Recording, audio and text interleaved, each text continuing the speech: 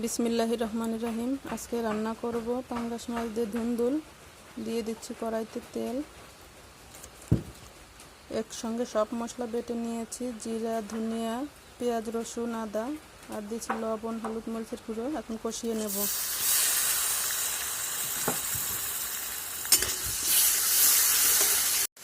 মাছগুলো ভালোভাবে কষিয়ে নেব মশলায়।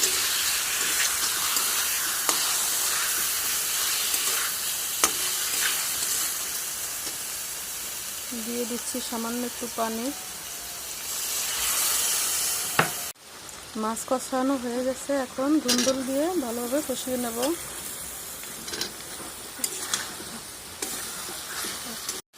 ধুন্দুল দিয়ে মাছ কষানো হয়ে গেছে, এখন ঝোলের পানি দেব। ঝোলের পানিটা আমি অল্পই দেব, একটু মাখা মাখা করে রান্না করবো আর কি।